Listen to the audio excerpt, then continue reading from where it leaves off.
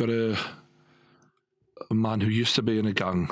Okay. Calm down. He's now a public speaker. He's friendly. It's fine. I think you're the person who it sort of worries about that more than anyone else. Everyone else was like, Paul, great to meet you. Thanks for coming. And Geordie's like, oh my God. No, how many tweets did we get about Paul? I'd say it's one of the most tweets we've ever had about getting a guest on, because we had a guy who went to prison in America and was on death row, and after that, a lot of people. I think I sent you the link for that one. Yeah, said you should get Paul Hannaford on. Yeah, well, I do speak to a lot of kids, so I guess obviously they've heard my story and probably thought, get me on. Yeah, I think a lot of kids had you in their school. Yeah, saying, well, that's my full-time job now. I speak to tens of thousands of kids every year, 50,000 a year. Yeah. Wow.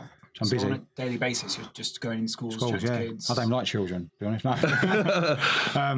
But it's today I've been in the school. I've done 2 assemblies this morning with 450 kids, and next week, averaging about 2,000-3,000 kids a week, Right. Busy guy all over the country, yeah. What if, I used to go to assembly, I was quite tired, but I tried my best to listen. Yeah, oh no, they listen, a pin drop, we get a lot of fainters because I show all the injuries of, it's a lot of blood and guts, and I warn the kids beforehand because when I was in hospital, I had doctors had a lot of pictures of all my, for addiction and knife crime and the stabbing. So what we do is we show the images, but we warn them first. We get a lot of fainters. Yeah. We get a lot more teachers fainting kids, I think. I was looking at his website this morning, just to plug for you. Paul, is it Paul Hannaford? Yeah. PaulHannaford.com, yeah. That's it. And I was just about to have breakfast. And now I used to work in a butcher's when I was younger, so I'm cast iron stomach. But even I was a bit like, might just leave that bacon sandwich an extra 10 minutes. Yeah. So what kind of injuries are we talking here? I mean, well, through addiction, we started, a little bit about where it started, but I was an IV user. Yeah. And what happened was I started injecting heroin, and I used to obviously use lots of little needles. I'll show you. I'll show the kids. Yeah. Can we get a camera on this if possible? If you just take a break, because these are well worth. Use my iPhone for that? If you could use your iPhone, because I started off using needles like this because what happened was I smoked heroin for 2 years before I started injecting it, and it got to the point where I started injecting in my hands. Right. Well, within 6 months, every single vein in my hand disappeared. But we got veins all over our body. Yeah. So obviously then it was like veins in my neck, then they died, then it was veins in my penis, then it was veins in my feet. And it got to a point within 2 years, I've mostly destroyed most of my veins. But what happened was then I started smoking crack cocaine. Yeah. But you can actually inject crack. But what happens is actually crack cocaine is actually cocaine powder. But what they do is you can either mix it with a thing called bicarbonated soda, which makes it into crack. Or is that where you put it on a spoon? You put it in a spoon, yeah. Or ammonia. Why would you do that? Because what happens is it's called freebasing. It's an American thing. So if you get a gram of cocaine and you put it into a spoon, you got 10 points to a gram. So when you put the bicarb or the ammonia with it, you lose probably whatever the rubbish is in it. They call it the free in the base. You got me? So you might be left with half a gram. That means you've got rid of half a gram of absolute rubbish, which is cut with. Now you're left with 50% of pure cocaine. And what you're meant to do is most people smoke crack, but I see a guy in a crack den one night injecting it, and I tried it, and it was an incredible feeling. Yeah. And then what happened was, the ammonia used to make my veins thrombosed, and them needles ain't very, very strong. And I remember one day I was in a crack den and I put the needle in. I used it about 6-7 times, and I ripped it out, and the metal bit completely snapped off. In your arm? In my arm. And I could see it. It didn't hurt me. I moved my arm about. I couldn't actually feel it, but I could see it under the muscle. And I remember getting a pair of tweezers, trying to dig it out, and it wouldn't come out. And I left it. I just left it in there. Anyway, 3 days later, my arm swelled up. It went bright red and black, so it got infected. And I remember going to the hospital, and the doctor come out of the X-ray and he looked at me as if I was a lunatic. He went, why you left it 3 days? I said, I was getting money for drugs, because I was out robbing every day. And I operated. And when I woke up after the operation, he said to me, we've left it in there. And it's still in there today, Why did they leave it in there? Because it had gone too deep, and they'd have messed about with the nerves and that, and I could have lost a feeling in my arm. So as you said, we left it in there, and it's probably still there today. So, where else would it go? It might come out my poo. I don't know. Could you get your camera out for a second? Yeah. Because you showed me this outside. On my legs. But how long have you been clean now? I've been clean 10 years, 5 months. So this is 10 years, 5 months. Can you just show? Oh, yeah, my legs, yeah. Your legs, because considering how long it's been, it's quite amazing. They still bleed and that. Wow. All scarred up. I'll show you some pictures on my iPad. That was all fully open. That was all down to the bone. Right. And this one still bleeds. I'll show you some pictures on my iPad. So I still have to dress it 2 or 3 times a day. I'm on medication the rest of my life. So I've got 12 blood clots trapped in my groin. Yeah. So you need blood thinning, basically. I'm on warfarin the rest of my life, yeah. I have blood tests every month. And then what this leg here eventually healed. They were going to cut them both off. So this one is that was all open. That's healed up. And why was that open? Because what happened was I got infections through injecting my groin because after using that, all my veins had died. So what happened was it got to the point where the doctor, they operated, and he said, "You're going to die. Stop injecting crack." And I said to him, "I can't stop." So what I'd done was he told me that the last vein to me injecting, in our groin here, all of us have a vein called a femoral artery. Yeah. And what it is, a tube that runs around two veins. One of them's an artery, one of them's a venous vein. So one's dark blood, one's pink blood. You cannot inject into an artery. You have a heart attack. Yeah. So what happened was, the problem was the vein is that deep inside the groin. Well, that needle was too small. So what I had to do was I'd start using one of these. Jesus. And what I had to do was I was putting herring and crack in it together. They call it speedballing. So you cook your herring up in a spoon, you put your crack in it, you draw it up, and you have to wait for it to cool down because it'll burn you. Once it's cooled down, you put it through, but you have to miss the artery. Mm-hmm. Now, if it's low-level lighting in the crack, then you have to be really careful because if you inject into the artery, you're in trouble. Yeah. You could die. So what you're meant to do is you're meant to use them once, chuck them away, and then use a fresh one because they get blunt quite quickly. Yeah. But at this point, my drug habit is £500 a day. So I'm having to, the way I get my money, I'm a shoplifter, bulk shoplifter, and I'm prolific. So I go to department stores at Harrods House and Fraser Selfridges, and I nick around 2 grand worth of stuff a day. Wow. I get a quarter for it. And, I was pretty good at it because, I stole a lot of stuff, but that was the addiction side of things. How did you do that, considering the way that you look? I mean, you're not a non-striking person. No, but I was skinny at this point. But what you got to remember is, when you go into a department store, 9 times out of 10, I've got a mini cab outside. Yeah, I just get cabs everywhere. Right. So I'll go in, pick up the rack of stuff, I walk out the door. The stuff's sold before I even stole it. I've got orders. I've got loads of people, fences, and I'll take it to them. And So you've got a regular thing. I've got 5 or 6 guys who'll fight over it because they're buying the stuff off me for 500. Yeah. There's £2,000 worth. They've already got it sold because it's pre-ordered. So they're making £500 out of me as well. I mean, one guy bought a house out of me apparently worth £500,000 because he earned so much money out of me. Yeah. Because I'm having £3.5 grand a week to fund my habit. But what happened was with this, so now my habit's up to about £400 or £500 a day. I inject myself now 50 times a day with heroin and crack. Use that once, chuck it away, use a new one. But most days, all I had was one needle. Yeah. So I'll get it, wash it out, and it got to the point where the last 10 hits of the evening, that needle now is so bumped and barbed. So as I'm forcing it in my groin, as I'm pulling it out, the veins actually coming out of the hole in my groin, and the blood is squirting because the arteries, we've gone through the arteries. So you've got about 2 foot of blood squirting in the air. Yeah. So at this point, I have to put pressure on it and put like a towel, you know what I mean, and put pressure and stop it bleeding. And by doing that, eventually I got the clots in my legs. Right. And in the bottom of my legs started to break down because of the little needles from months before from picking scabs.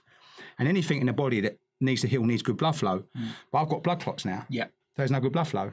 So you're basically at a stage where you're in a complete mess at this point. So how did this all begin? How did it all begin? It all began many years ago, born down the road here, East Ham. Yeah, and growing up as a little boy, I was fascinated with West Ham United. All right, that was my team. And that made you want to take drugs. That makes perfect sense. Because they are a frustrating team. Yeah, especially right now. Yeah. This was before Gold and Sullivan, before everyone else. Yeah, we had Billy Bonds in and Frankie Lampard and that. Yeah, but far away. So I was fascinated with West Ham, and I started playing football. Mm-hmm. I wasn't professional, but I was good. And I was fascinated with football and football practice, make first team. If you'd have come to my school when I was 10 or 11 and said, "What are you going to do?" I said, "I want to play football for West Ham." It's every 3 minutes to be a footballer. And that was it. Life was okay. And in secondary school, things changed, the dynamics, year 7, and then got to year 8. And somehow along the line, I got involved with some boys in the year above me, and cannabis was brought out. How did you get involved with it? Was that just sort of it was just on the way from school and bumped into them, and one of them lived down my street. I didn't know the other one too well. So, you want to... They were the in-crowd kids the year above me, so you want to be friends with them, don't you? It's human nature. Cannabis come out. It wasn't weed then, it was a resin years ago, like a red seal or a black seal, and you burn it in, but it's still the same effect, I guess, as cannabis. And I tried it, and never thought I would. And the problem was, I liked it. That was the problem, and I couldn't stop. So were you say you were obsessed with football. Yeah. Was it all you thought about all day, every day? Any opportunity to kick a ball, I kick it. So once you realised you enjoyed cannabis, was that obsessive nature just transferred into cannabis? Probably. Yeah, because I got chucked out of my football team. Mm-hmm. I don't have football patch anymore. Did they find out you'd been doing it, and that's why? I don't think they found out so much. They might have got whiffed of it through one of the other boys that was in my team. That I'm been chucked because I got chucked out of mainstream schools for my behaviour. Right. So within a year, what was your behaviour? Just robbing stuff from school and that. Right, just not attending really. Were you robbing because you wanted to buy cannabis? I got any money? Yeah. Right. Okay. Yeah, of course I did. So and was it quite expensive? Not really. In fact, it's expensive. I was smoking quite a lot. It escalated. It got more and more. But then I started to experiment with other drugs because I got chucked out of mainstream school. So within a year of smoking cannabis, I've been chucked out of 2 mainstream schools and my football team. So now no other school will touch me. Yeah. Because my CV don't look great. Yeah. When I'm at school, I'm robbing. The thing is, it wasn't like you were a dumb kid by any means, because in order to be as prolific as you were at stealing, that takes. You're saying you had a system set up. What were you stealing? Really? What, from school and that? Yeah. Anything like electrical, computers. I even tried to rob a teacher's purse once, and got caught in the classroom. So straight away, it was straight exclusion. It was just petty stuff because I didn't need a great deal of money. But because of my behaviour around it, I was a nuisance. Were you taught by your parents, like, you have to stick in at school and, were you set rules and boundaries? My dad at the time, my dad split when I was about 11, but at the time, before that, like my dad was extremely strict and, well educated and all that. So you're saying when you were in year 8, which is when you were 12, that's when all this sort of started. Yeah. Did the separation from your parents had anything to do with that, or did it not affect you? No, I think that day that I picked up the cannabis, whether my dad would have been around or not, I still made that decision. I was just curious. I wanted to lang about with the in crowd of, it's just human nature, isn't it, as a little boy, to be part of that. And as I said, once I started smoking it, it took a few weeks, but then I obviously became quite dependent. And I wanted it all the time. But what happened was, when the explosion really happened was when I couldn't get into any other mainstream school because my CV don't look great. No school wants me. I'm a nuisance. So they call pupil referral units. They call them centres. And I went there and it was like a bomb going off because there's about 50 boys there, black, white, mixed race, some girls there, all been chucked out of school for the same reason as me. Yeah. So when you put 50 boys or girls in one school, small school, it's like building an army. Honestly, it's crazy. And so you've got all these egos, these young boys bouncing off each other. And that's where the gang started, you see, because we got chucked out of there. So now at the age of 15, I'm on the street, I've got no qualifications, no education, I'm in a gang. Gang rules were, number one rule being in a gang was carry a knife. Right. Carry it, full stop, and that is the fundamental rule. So now we're carrying knives, but now I'm getting bored with weed. Not in fact bored with it, I'm having to smoke now, like 50 quid's worth to get as high as I was when I first started smoking it. Your tolerance builds up. So now I'm experimenting with other drugs. Now I'm taking acid, amphetamines, a bit of ecstasy, and that costs more money, so I'm out robbing. And it was just really going along, picking up a conviction. I didn't mind going to jail for a few months, and come back out and amongst my gang. And it got to the point where I got really in trouble one night. I got kidnapped by some gangsters. One of my gang members had found out there's a property in Essex and he knew someone who knew someone. This guy kept cash in a briefcase in his wardrobe. So we got the information, went round there and we broke in the property and we found a briefcase. And we went nearby as a school, we busted it open, there was quite a few grand in there, gold watch and some rings.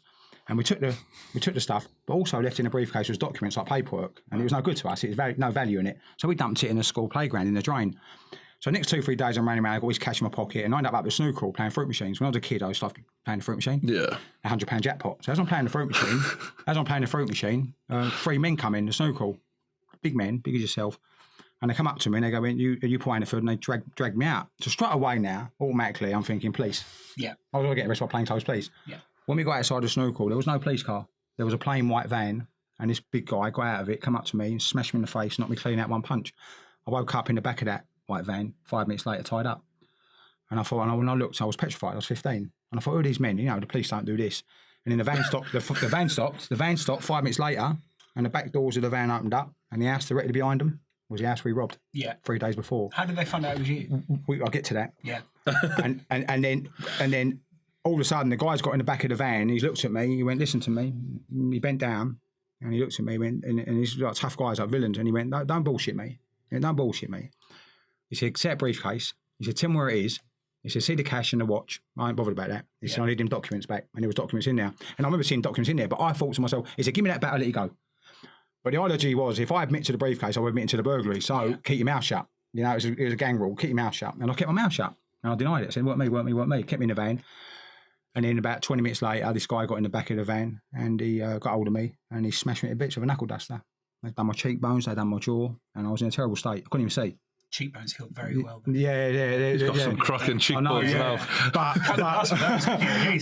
and then now I'm in a terrible state. I've wet myself. no toilet, nothing. And they kept coming back to I was 15.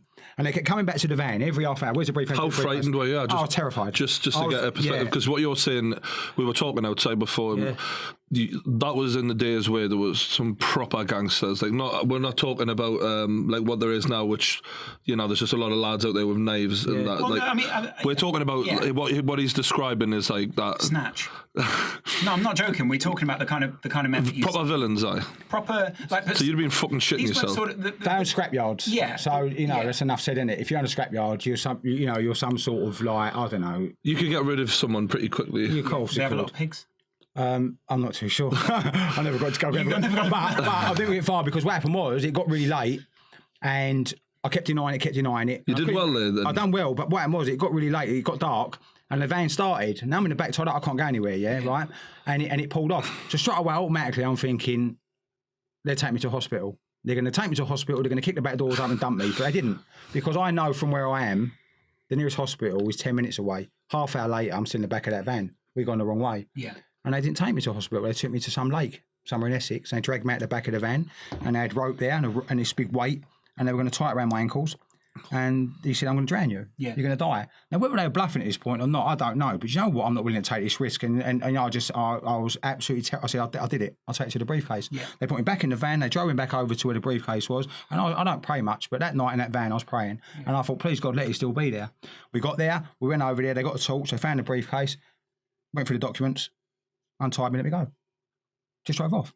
And I stood there, and it was like, it was just a relief. And I think I don't know if I cried or what. And I went back to my mum, and she should have stayed in my face. And, I said I'd been in the gang fight. I didn't tell her I'd been kidnapped and that, but that didn't stop me. Did you keep that to yourself? Did you tell the other people in your gang? No, I told them because my gang members see the state of my face. And one of my high-ranking gang members at the time, he went, what happened to your face? I said, you know that house? And he went, yeah. I said, the guy kidnapped me. And the first thing he went to me was, you didn't grass me up, did you? I went, no, of course I didn't. And because of that, I went higher in the gang. I got more respect. Makes sense. Next day, I'm committing crime again. Yeah. So what I'm trying to say is that incident would terrify. It could have went both ways with that. You could have been like shit scared and never gone back to that life after that. For a lot of people, that would have been enough to say, fuck this. That's enough for me. It's hard though to get out of that, isn't it? Because you're completely. No, but I'm attached. I've attached myself to this environment. I'm now obsessed, right? Yeah, and then getting rewarded, drugs, crime, and getting rewarded. You're getting higher up in the gang. Then that was 15. 3 years later, 18. It's no longer going in parks. It's no longer going in people's sheds. We're old enough to get in pubs. Yeah. Now the crime changes to credit card fraud. Now I'm drinking in pubs. We're meeting lots of people, and we used to have people that knew people that worked in the post office, postmen that delivered mail. But what they do is then, years ago, it wasn't chip and pin. If you were due a card in December, they send it in November. Right. So what happens is, you don't have to sign for it. So now what happens is the postman's coming down after his round with an envelope, full of credit cards, and we buy them. And you go out, and we started doing credit card fraud. And most of the people we went and met when we was doing the credit card fraud, they were people that worked for businesses. So they just swiped it through their thing, and it went through. So it was really difficult to get caught, really, because the person you're going doing the goods for, your guy's got to say a tyre factory or an MOT place. So you go in, he puts through a grand's worth of tyres. You don't even give you the tyre, he gives you 500 quid. Yeah. His money's banked because it's gone for a PDQ machine. Yeah. You got me? So if you've got 6 or 7 people doing that for you, you can go and nick 2 or 3 grand a day. Yeah. So the amount of money I was having as a 19-year-old boy, I lived in a 3-bedroom house. I even had a personal driver because I didn't drive. So I bought a guy a car, one of my gang members, and he drove me about doing credit card fraud. And would you describe yourself as a gangster at that time? Not for as a gangster, because what I was fascinated with gangsters. I was drinking in a pub where there's lots of well-known villains. Where? In Essex. Right. Yeah. And what it was, I looked and I was fascinated with these men that were pulling up in their Bentleys and their Range Rovers, and there's all old-time villains. And, I'm an 18-year-old boy and I'm rubbing shoulders with these guys, and I'm getting myself a Rolex watch and a little pinky diamond, and I was fascinated with it. Did you chat to them? Were they normal to you? I was you sitting around the drinks with them. You buy drinks, buy drinks for each other. Were you scared about that, or was that somewhere you wanted to be? Because no. I know if I walked into that pub, I wouldn't sit down and sort of be like, you're right, mate. No, but what you got to remember is, right, I've sort of been accepted, invited to the company, because I drink in there and I'm a little bit of a thief, toe rag, they've obviously accepted me because, you can't just walk into an environment with a load of gangsters and villains, they're going to be suspect who you are. But where obviously people know me from old and I grew up, you was creditable. Did you ever have a drink with the guy who you robbed his house? No. Not at all. That would have been interesting. Yeah, that would have been interesting. Yeah. But no. So that was it. That's now. I'm now 18, 19. I'm drinking in pubs. I'm immaculate. Of a daytime, I've got shirt, trousers, and thingy. I'm out doing credit card fraud. Sometimes I need to look. I have a few quid, and I like the way I look. I'm getting drunk and stoned every day of the week. I'm immaculate. You know, I'm not so as big as you. I'm 18.5 stone. You know, I had nice hair. I should brill cream. I think I'd probably Bugsy Malone. But you know, and at this point, I'm okay. Yeah, with life. And then did you say that? You said you got locked up quite a bit. Yeah. That never deterred you either. You were just like, it's just part of the job almost. You know what I'm saying? Yeah, because what happened was I wasn't doing big sentences because you know I was only committing like really technically petty crime. So I didn't mind going behind the door for a few months. I'll come out and I'll be back to the gang. But you know, it just got to a point where I honestly thought at the age of 19, 20, this is how I was going to live my life. I was going to have a nice few houses. I was going to do this, do that, and I was going to be happily ever after, and you know, and just plod along in life. Were you happy?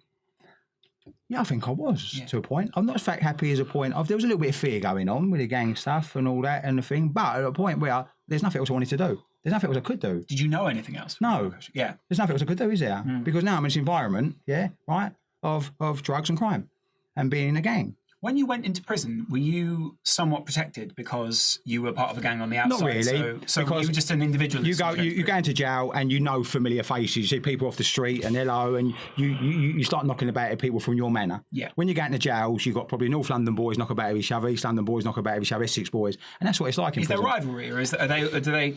I'd say it's not like American jails. I mean, you get gangs in American jails because obviously when men get life sentences, they get life sentences. So it's probably a lot of things like rape. And American gangs are different because they are like for example, the Bloods and that. It's a huge area that covers. But yeah, there's all LA and those various very different cities. But I guess that sound to me and to everyone else who's watching, they probably think that sounds like quite a glamorous lifestyle because that's essentially the movie of a movie, like the plot of a movie like Snatch or something like that. Yeah, of course it is. Because as I said, there's not much consequence. Yeah.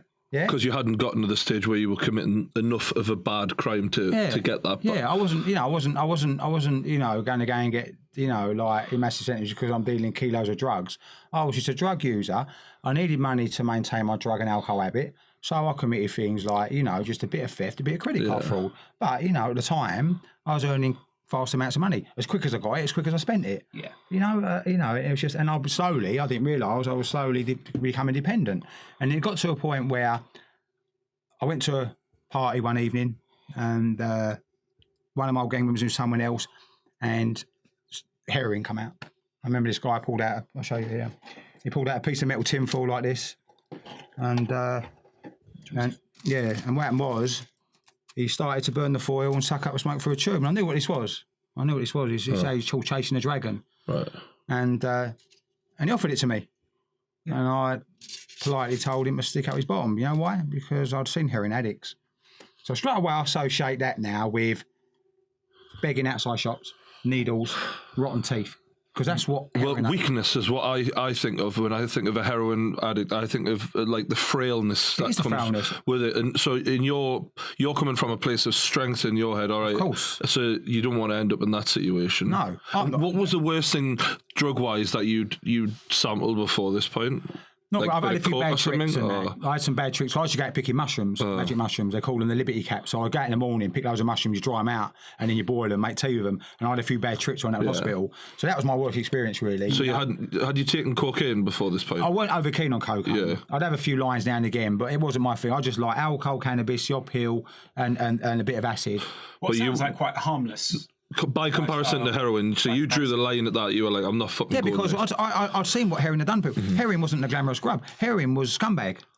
Junkie, scumbag, simple. You take heroin, you're a scumbag. Because we used to see them, and you'd see them, and they were frail, they were dirty, they were filthy. I'm not like that, I'm immaculate. I change my clothes twice a day. I'm 18 stone, I'm gelling my hair, and I'm I've got a bit of obsession with how I look. I'm immaculate. I'm not like that. I don't want to live like that. So how did you bridge the gap from being that person to finally trying heroin? Curiosity. Yeah. Curiosity. I've been taking loads of drugs. Because you said people tend to be a bit of an extremist who do this sort of thing. My dad has got a lot of the similar tendencies in the similar history to yourself. Okay. And he always felt like he had to to push the boundaries a bit and go a bit further and everything he did. Yeah. And was that sort of the needing, you said that for cannabis you need to smoke like 50 quid's worth to, so you just eventually moved through the slowly drugs. move through, yeah, you experiment, don't you? But people that took these weren't on the street begging with no teeth. People who smoked cannabis, I didn't see them on the streets begging with no teeth. People who took other drugs, I didn't see them injecting themselves. But I associate this with needles, filthy, dirty, because I've seen it. But got to this gaff, got drunk. Now I'm a little bit vulnerable because I'm drunk. I'm not myself. Was it a few years between that point? Because you said that. Oh no, when I got offered it the first night, that was the night. What was you took it that night? Because I assumed that you said. No, I've seen off. it. I'd seen it before, but I told the guy I said didn't want it. But then hours later, I'm drunk. I've got a few pills in me, and just curiosity, and I tried it. Mad. Yeah, and it's just my head where I was at the time. Yeah, because I'm thinking I'm going to be okay. I just, just a little bit. Because you're going to be different to everyone else. Yeah, exactly. My ego was telling me I'm special and different. And what they say is when you tried other drugs, it's you can kind of equate it in your head of, oh well, I've done this, I've done that. Heroin can't be that much different, but to my knowledge, it's the easiest drug to get addicted to. Like, it's almost, some people say it's the first hit you're addicted from that day on. So what's that feeling? Was that like that for you, or how did it feel the first time? The first time I had it, if I'm honest, I'm not trying to glamorise it. No, I just want the honest truth. Probably all the drugs I'd taken before that, it blew them all clean out of the water. Yeah. It made me, it took any worry, any fear, any concern I had about anything, it took them away. And it took me to this place for hours where it was like being in the best dream ever, but being conscious of this dream, being fully aware, this ain't a dream, this is real. And were you talking to other people? Were you conscious during that time? I was conscious at the time. You get a thing called a gouching, where you gouch and that, and it lasted 12 hours because, this stays in your system quite a long time. So next day I'm still stoned. And it was like, wow. But then I didn't want my gang to know that I'd taken it, yeah? But then I started taking it. So now I'm not taking cannabis as much. I'm not drinking much alcohol. I'm sneaking out. I'm buying bags of heroin. I'm going into the pub with a gang. I'm smoking in the toilet. And then waiting. Were you addicted straight away? Do you feel like... I feel like from the first day I had it, you wanted it again? I was going to have it again. Straight away? Yeah, I think so, yeah. And you were a bit ashamed of it? I was ashamed, yeah, because I'm not... Me, heroin addict, never. I'm immaculate. I'm smart. I'm intelligent. So I thought. And now I've got to hide it from the gang. So I'm not going out with them as much now. I'm getting invited out. I'm not going out with them as much. So they're starting to be a little bit curious and so, but now I'm losing weight. Now it's one thing you can't hide, yeah. I'm 18 stone and I lost within a year well over 3 stone. Wow. Yeah. I've stopped do you eating. Look the same? I mean, no. You don't have the same facial. I lost weight and I just lost lots of weight and people looking thinking, what's wrong with him? Within a year, I'm now not knocking about with the gang. I'm now knocking about with the druggies. With the druggies, yeah. And then obviously my gang got whiffed of it. And they didn't want nothing to do with me because I'm a heroin addict and we're just a no-no, and obviously, I'll come back to my gang later, what happened to them. Yeah. So now I'm at a point where I'm wearing the same clothes for weeks, same underpants. Why do you think that happens? Are you that oblivious and without, like you say, you're in that dreamlike state or you don't have a care in the world where you're like, who gives a fuck if I'm in the same clothes? It doesn't matter. Everything's fine. Like, because if you've got anything of any value, you sell it. It's right. Everything. There's no, what I mean, anything of any value. But now, what it is at this point now, I'm losing. Within a year, nearly 5 stone in weight. I've got nowhere to live. I'm out robbing every day. And I was good at getting money. Even though I was a thief, I was a good money getter. So now, I'm not having a problem getting the money. But then, obviously, I'm having a problem with my health because, as you know, I've gone from smoking it to injecting it. Now I'm injecting the crack. And I'm assuming you're not eating much at that point. I don't eat nothing. You know what I eat? I tell you what I eat. My drug dealer phones me up. I phone my drug dealer up. He says, right, come here on the street corner. So I'm waiting about for him. Now, what it is with drug dealers, obviously, they keep you waiting about for a long time because if I phone a drug dealer at 3 o'clock and he says, right, I'll meet you at 3:30, he knows full well he's not going to be there for an hour because what he's doing is over that period of an hour, he's waiting for as many drug addicts to phone him as possible. So for him, as a drug dealer, it's less risk, more money. Yeah. He don't want to turn up here, yeah, with all sorts of CCTV. And another thing he wants to turn up at one place with 10 drug addicts and get more money. And if he doesn't say yes to you straight away, you might go somewhere else. Of course. And are you conscious of that? Are you looking at yourself at that time thinking, I've lost a lot of weight, I don't look like I used to? Because you say you got this ego on you. What happens to that ego? Because that must change. Of course it changes, but I know I'm in a terrible state. But my obsession and desire to get this drug on a daily basis is incredible. And injecting it is of no consequence to you because that just looking at those makes me feel a little bit sick. Do you know what I mean? Like that. That's not something that I would. I hate needles. I'd go to the dentist as a kid, as a 10-year-old, and I'd have to have an injection in my mouth. They'd have to hold me down. My mum would hold me down, the dentist. This drug overrode so many things about you, like your fear of needles, you caring about how you look, the need to be a part of the gang, the need to look immaculate. Everything just gone. And that demon, it just owns you. Got me. At that point. Your parents at that point? No, I'm living in Crackdens all around here, East London. Look, you know, I could stand. Not this one. Not this one. It does look a bit like that. It looks a bit like that in here. But I'm on about, I could live my life, right? Look, put it this way. If I turned up down here at Canning Town and there was a drug dealer and I bought my drugs, there'd be other drug addicts waiting. Now, the first thing I have to do, at this point, I'm bought my drugs. I've been out grafting all day. I've been out robbing. I'm clucking. I am withdrawing. I'm withdrawing when I wake up. Depends on the strength of the heroin the night before. I'm in trouble, cold turkey. So I'm out, I've got my money, I'm waiting for the dealer. I'm now vomiting, bile, because I've not eaten. And the first place I got to go when I get my drugs is the nearest public toilet. Hence McDonald's, Kentucky. And I lock myself in the disabled toilet. And that's what I do. The drug pulls up and I inject myself and I sort of crawl in there and float out. Can I ask a question, right? Go on then. You said you injected your penis, right? I mean, many times. Do you have to be hard for that? Yes, you do. Yeah. I mean, mate, when you said that, we kind of glossed over that because you were hitting with so many facts, but I have to go back to that. What the fucking hell does that feel like, mate? Do you know what, if I'm honest, right? What happens is when you cook heroin up, you put citric acid with it, and the citric acid breaks down the heroin and it stings. But to be honest with you, you had to get an erection to inject, And I remember I got a bit of an infection in it. I mean, I only done it probably 6 or 7 times, maybe 10 the most. And it got to... painful? It is quite painful, but you know the most painful place to inject? Your feet. Oh, of course. Your foot is the most sensitive part. Tattoos of your feet hurt. Yeah, and you injecting your feet, it's incredibly painful. Your neck's okay, and other parts of the body and the penis, it got a little bit infected, but you know, it was got to a point where I was desperate. I had no veins. I would sit in baths, right, or hot water. Now, most of the Crackdens I went to didn't have hot water, right? But we used to boil the kettle, and sometimes I put my hand in literally boiling water. Yeah, with a tourniquet on, just to bring the veins up. Now, look, if I hold my hand, you won't never see a vein in my hand. No, I'm pretty dark. I'll just come up from Molly. But look, I've got no veins, But what I'm trying to say is it got to the point where I had to put my hands in literally boiling water. And what heat does, heat expands veins. So, but I said, this rhyme, I could spend hours. But once I found my groin, there was never looking back. Yeah. It was a vein that thick, and you can't destroy it. Obviously, you have a big hole either side of your groin. But, and that was it, you know? And you then sort of continue that. In what time period are we talking here in East London? Because when I'm running around on the drugs? Yeah. I'm about, 21 I got on the heroin. So what year is that roughly? So let's go back. So let's say I'm now 48. So let's go around 96. So this is a time when East London was a bit more notorious. It wasn't quite the place where someone like me can live. Do you know what I mean? It's not the safe place that is now the trendy hipster He's place. so funny. No, but you just make me laugh, kid. It's a completely different part of London at that time, isn't it? It's not obviously it's not the terrible place that everyone paints it to be, but it isn't the hipstery sort of cool part of London at that time, is it? It's not at all, no. I mean, London has become obviously quite affluent, isn't it? Certain parts, East London, places like, you you look at them Monopoly ball now, the Old Kent Road's pretty cool, isn't it? Years ago. I mean, I've seen some shitholes in it, you're right, you get a Monopoly ball now, the Old Kent Road is quite a wealthy area. But it got to a point where, as I said, look, I could go out here and meet a guy in the corner and buy my drugs. The first place I rush off to McDonald's. But this guy standing there waiting for the same drug dealer as me could have a flat in a tower block over there. And I end up there for 2 nights. And then I go to another drug drug dealer, and then there's another guy standing there, and he's got a flat around the corner. I could live in 6 different addresses in the space of a week. Do you know how you were very physically frail at this point and quite vulnerable? Did people ever take advantage of that? No, not advantage really. I was a bit of a loner. I go out grafting, but from when I wake up in the morning, my whole day is about getting as much money as possible. But what happened was it became hard work to the fact where there was pictures of me everywhere in Harrods, Selfridges, and they took photos, they put them on the wall. I was nicking vast amounts of stuff. So I've had to go further out.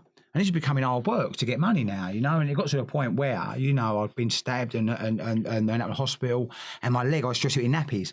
Because now what happens is it's down to the bone. How did you get stabbed? That's all I got stabbed 3 times, 4 times in one time, and then 3 in another. I owed a guy money for a bit of drugs. And it was in Ilford, not far from here. And I remember he pulled out a knife. He tried to stab me about a knife like this. I've got a knife here. Yeah, it's only what I show the kids. It ain't real, but it's what I show the kids. Yeah. And he pulled out a knife. Oh. And he pulled out a knife anyway, and he tried to chop me in the face. I grabbed the knife. He stabbed me clean through my hand. He severed my left middle finger. I had it sewn back on, and the leg and the bum. And lucky enough, he didn't sever any arteries. No. That's exactly what you are. Like, you're very lucky to be alive, mate. I'm lucky. I mean, I've Fucking overdosed unbelievable. twice. You know, I've woke up in hospital where I've come out of jail and my tolerance has dropped. I've gone back to using what I used to use before I went in jail, not realising my tolerance has dropped, injected myself, and then woke up in hospital. So at this point now, years later, I've been using a good 10 years, and whatever it is, and it's, you know, my leg stinks. I don't know what a dead person smells like, but trust me, my leg would smell not far from it. Yeah. I wake up in the morning, the nappies have soaked into my leg. Now, I've got to get this nappy off, right, yeah? And I rip it off, and as I rip it off, chunks of skin as thick as that and as thick as that come out my leg, and you can see the bone and muscle. And I'll show you a picture, I've got my iPad. So what's happening is now is my legs, right, are in terrible state. I can't walk. Well, that's a problem. I don't care about the leg. I don't care about the leg. You can't get. I can't get to the shops. Yeah. I've got to run away from shops with armfuls of stuff. I can't even get to the shops to get the gear. So what happens is now is, yeah, when we was a gang member years ago, we had a couple of guns. We had a little Derringer and a revolver, and I buried one of them on a fish and chips in my mum's house. And now I've got to go and start robbing the dealers. Yeah. But what you got to remember at this point, right? Yeah, it's a terrifying thing. I'm a skinny crackhead. I weigh 8 stone. I'm jumping in the back of these drug dealers' cars, and they're big lumps. But most of the time, the guns I had no bullets in. Yeah. So if they pull out a gun with bullets, what was I meant to do? Shout bang or something? You know, it's like it's a terrifying situation, isn't it? So it got to the point. The desperation is what's hitting me. Like, from hearing the story is, you know, you were literally willing to lose a leg, lose your life, lose everything. That's the leg there. That's when it was. That's just the left-hand side of it. The other side was down to the bone. Could you hold that up to that camera, please? Cheers, mate. So That's disgusting. yeah. But what you got to remember is the other side was down to the bone. It's a lot thinner. So as I said, at this point now, this is what's happened. I'm running around. I'm at death's door. Right, you can only rob so many drug dealers. Yeah, right. You can't. It's not like it's not really something I'd recommend. Like, no, you know what I mean? No, I know. And it got to the point where I was in Goodmayes one evening, not far from here, because this is my area around here. And I found out 2 drug dealers. They pulled up in their car, robbed their stuff. The first place I go, as you know, is McDonald's or Kentucky. But just round the corner from where I robbed the drugs, there was a crack den. I knew they have a crackhead lived there, yeah? Some Scottish guy. So I knocked on the door, he's let me in. So I said, I'll treat you, give me 2 minutes. But when you get drugs off drug dealers, the majority of the time, you know, it's in wraps in Clingfield, 10, 20 pound wraps of crack and heroin. Also, when I robbed the big bag, green bag, I remember it, there was 1 block of heroin, right, 1 ounce block. They must have just bought it to cut it up. But now I've robbed it. They weren't expecting to be robbed. So I thought I'd scrape a bit off of that and try it. Unknown to me, they haven't cut it up yet. It's stronger than normal. Straight. I've injected my normal amount in my groin. Bang. Next thing I know, I've got paramedics on the back of an ambulance. I'm in the hospital gown. I overdosed. I died. And they started my heart again, apparently. Lucky enough, if I'd have gone to McDonald's that night, I wouldn't be here today because more lives than a cut you, mate, I tell you. Yeah, but I'm saying I should have died. If I'd have gone to McDonald's that night instead of going to the crack den, because they have a crack here, if I'm in an ambulance. Yeah. You must have. And all of a sudden, now I'm in the back of an ambulance, they rush me into A&E and they're brought back to life. Straight away now, I'm in a hospital gown and they told me what's happened. And I went to the doctor, where's my clothes? He said, what? I said, my clothes, where are they? He said, down there in the bag. He said, what do you want them for? So I'm going. He looked at me, he laughed. He went, you ain't going anywhere, we're giving you a blood test. And I had septicemia and I had MRSA. And he said, we might have chopped your left leg off. If you stay in the hospital, he looked at me, he said, stay in the hospital for 3 days, we'll save your life with antibiotics and blood. I'll tell blood transfusion. Plus, we'll try and save your leg. We can't guarantee, but you must stay for at least 3 days. If you leave, you're going to die. Blood poisoning. And what did I do? Left. Grabbed my clothes, pushed them. And the reason I left, see the bag of drugs I'd robbed, I'd left it on that crack den. He's going to find it and sell it. Right. In 3 days' time, he's going to find that and sell that. No matter who that is sold and gone. I'm not having that. It's my stuff. I'm obsessed with it. And I rushed around there to get it. Now, full well, I had 3 days to live. On the way around there, I took past the police station. And it was a police station I've been arrested many times. See me in the police, if I'm honest? I don't know how many crimes I committed, thousands, you know, and I used to hate the police. I'll tell you for why, because every time they arrest me, I go to jail and whatever it was. And it's been to a point where in police cells, I've done some horrendous stuff. You know, I've stripped off naked, smothered myself with my own shit up the walls just to get out and piss the police off. So the police don't like me, I don't like them. But at this point now, I've got a choice. Go to the crack den and die in 3 days. Or walk into that police station knowing full well they're going to nick me, but there's a chance I'm going to live. And somehow, the penny dropped. I don't know if I had common sense left. And I walked into that police station, my bad leg, I walked up to the desk. And you know what? I think I cried. I was beaten. And it's probably the first time I cried in years. At that point, that moment, it saved my life. You know what they did? They arrested me. They took me straight back to the hospital. They did their job. I had antibiotics and blood put in me for 3 days. They got rid of the septicemia. They put me in a wheelchair because now I can't walk. And my leg's so bad. And they wheeled me in front of the judge. And the judge in his court in Essex looked at me, he knew me, sent me to jail many times. He went, no pre-sentence report, 6 months in prison. Now I've been in prison 15 times. The first person you see when you go to prison the first person you'll see is a doctor. He assesses you, makes sure you're fit and healthy, and they chuck you in a wing, put you in a cell. He looked at my leg, he went to me, you ain't coming in my jail. Yeah. We can't cut your leg off. We're not surgeons, you're going to lose that leg. So straight away, they chucked me back on the prison bus, handcuffed me, 3 guards, took me to A&E. The surgeon come down, looked at my leg, he went, bring him up, we chop it off. They took me straight to theatre. They handcuffed me to the bed in a big long chain, and they were just about to put me to sleep. And another doctor came in, he went, stop, don't cut it off yet. He said, I'm going to try and save it using maggots. I looked at him, what? He said, I'm going to put hundreds of maggots in your legs to eat all the dead flesh. Good idea. And and I was like, what? I've seen the photos of this. Anyway, I'll show you. I've got it on my iPad. Just because I'll show the kids this. And what happened was, they ordered them from a laboratory. They're sterilised. And a baby maggot is about 10 times smaller than a normal maggot. Yeah. Now, what happens is, a maggot actually comes from a fly. So they breed them from flies, blue balls. So when a maggot actually hits your leg, see all the dead enzymes, the dead tissue, the maggot's attracted to that, and it eats away. Now, we've got memories. I've got hundreds of maggots. So the first day, you're not aware they're there. The second day, they're getting bigger. By day 3, they're fully grown. The whole bandage is moving, right? And the maggots are chumping on my leg. And I'd lie there at night and they would escape out the bandage. And they'll come Everyone's squirming behind the camera right now. They used to come crawling past me at night. But at this point, I can't go anywhere. I'm handcuffed to the guards. And they should change the guards every 8 hours, so they do shifts. So the maggots will come crawling past me some nights. So I pick them up and just chuck them. The nurses and that, they weren't very happy with me. But anyway. And so you weren't exactly grateful for what you were receiving. I was grateful. Yeah. The nurses were like me. But this is the maggot picture. So this is what the maggots look like. I don't know if you can see it on camera. Yes, and that's the maggots chomping and away. What are they eating there? They're eating all the dead skin that the antibiotics won't get rid of. You got me? And they call it debridement. After 4 days, they have to wash the maggots off. And the reason that is because a maggot will turn into a fly on day 5. They pupae. So the last thing I'll do is take the bandage off, be full of flies, it'll be all contaminated. So on day 4, they take me down to the shower room, they wash the maggots off, they take me straight to the theatre, they put me to sleep, they take skin off of this leg and put it on that leg. Yeah. Skin graft. Skin graft. Yeah. But my body rejected it because my immune system's so poor. So I had to have 20 operations before eventually the skin took. And this was all free on the NHS? This is all NHS, yeah. Well, do you know what? If I'm honest with NHS, you would have been fucked. Without NHS, I'll be fucked. Also, do you know how much? Good on you, NHS. But do you know what it cost? Teresa? Do you know what it cost the prison to keep me there? I worked it out, right? Each prison guard was getting £120 per shift, I think, something like that, he told me. So we got 6 guards over 24 hours, right? So add that up. What's that? 6, 120. 720. Right. Then we got the cab fares from the prison to the hospital and then back home, right? So you took another couple of £100 a day. So it's probably costing about £1,000 a day to keep me there. And I was there for 12 weeks. So without, you add it up, it's a lot of money, innit? I'm a nuisance. A lot of money. I'm costing society a lot of money. But at this point, anyway, the maggots have saved my leg. The skin grafts took. 12 weeks later, the prison boss come up, little Indian guy. He took the handcuffs off and he went, you're free. And they walked off. I was like, what? He said, you served your time. You've been here 12 weeks. You served half of 6 months. And he walked off and I was like terrified. I went, I've got nowhere to go, Gov. And he went, not a problem anymore. Yeah. The nurse walked in a few hours later and she looked at me, the sister on the wall, she went, you've got to go. And I remember I lied there and I was like, I got upset because no one come to visit me. What I put my mum through and my brothers, and all my family. And what, just because of how you'd been pre? Yeah. What you got to remember is, I put a lot of people through hell. Mm-hmm. And I'm sitting there in this bed thinking, this is it.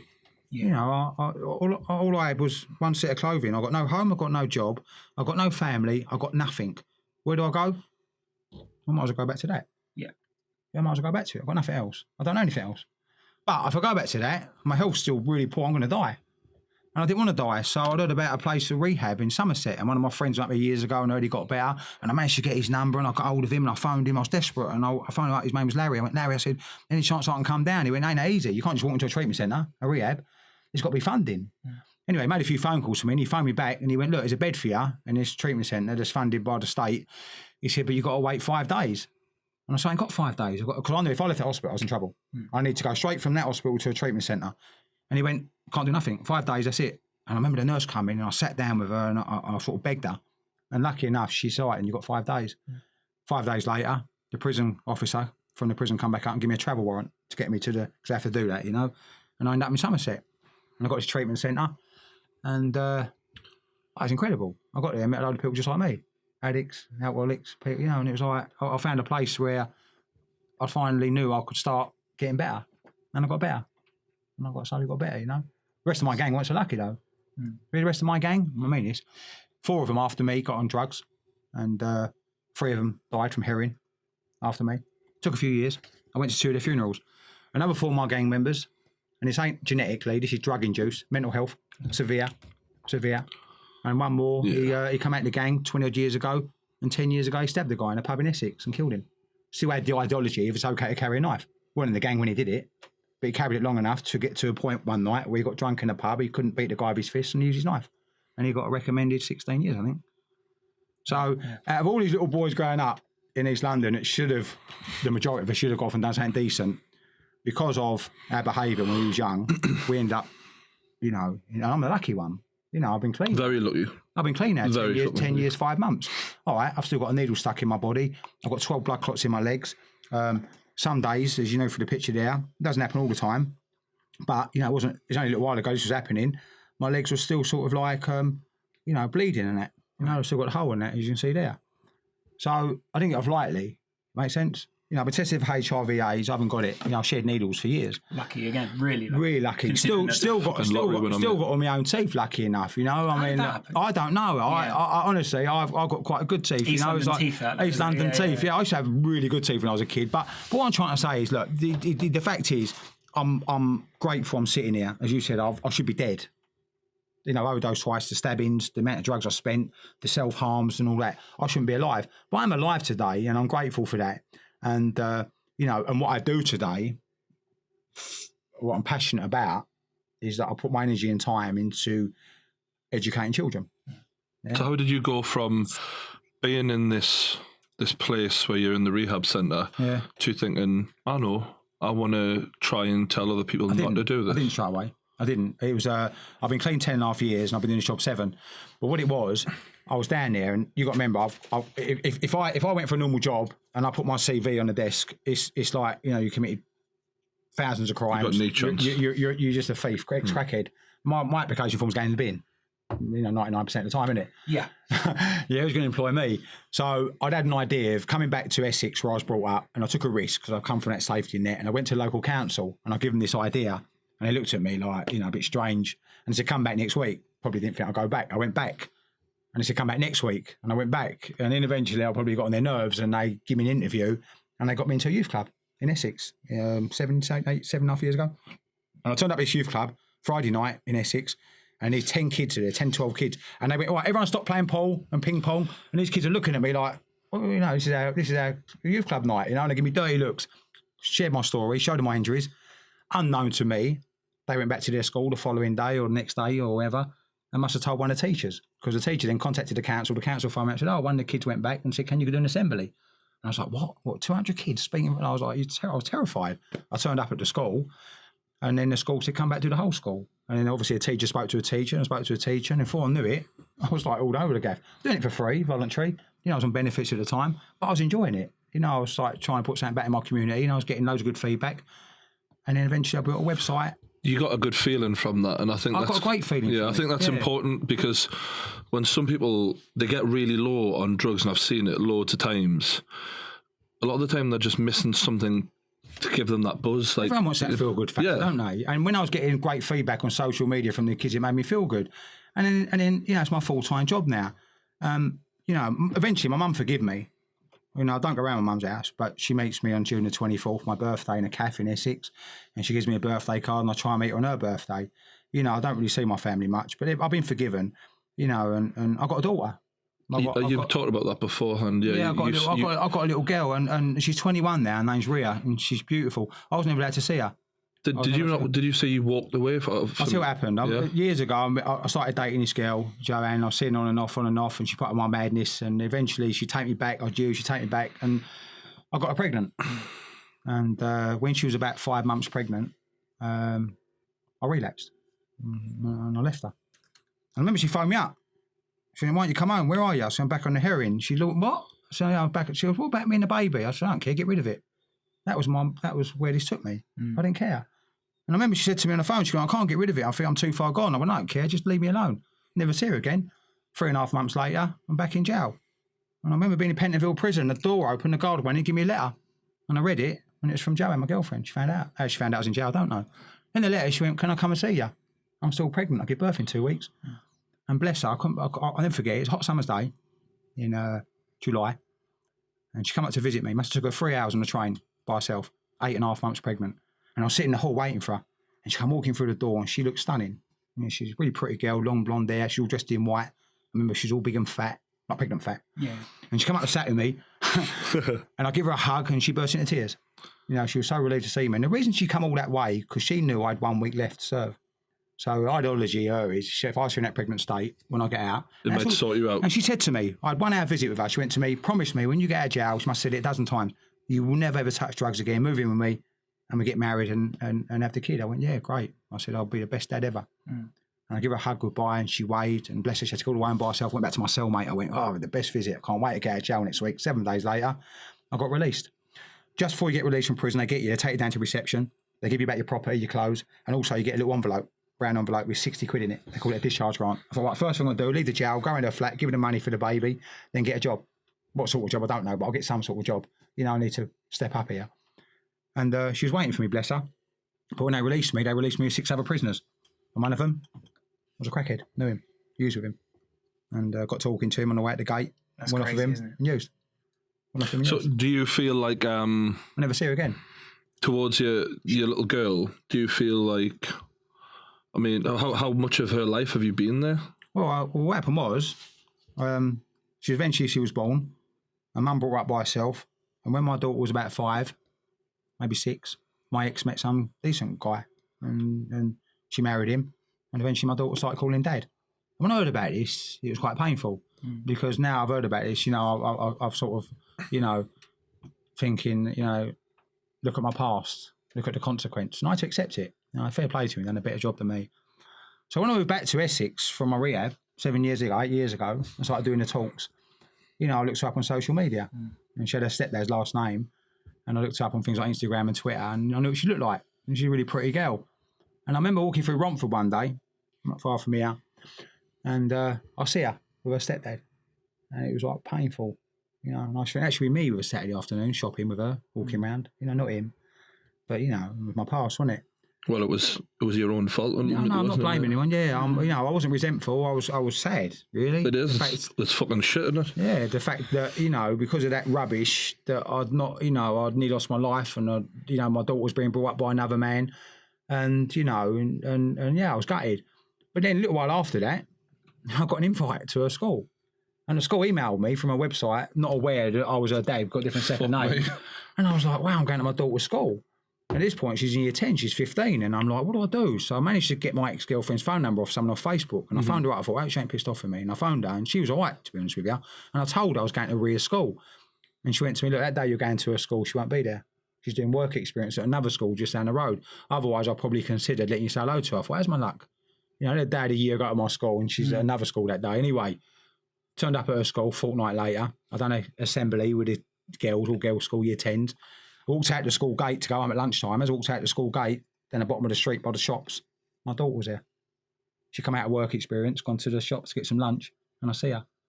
And she come walking towards me. I ain't scared of kids. I speak to tens of thousands.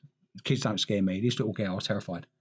I was terrified of scaring her. I was scared myself, rejection. What she tells me to cough. Yeah. She's probably one of the few people who could probably break you at this point, I would imagine. I'm terrified. Yeah. My heart, I could see my heart beating through my T-shirt.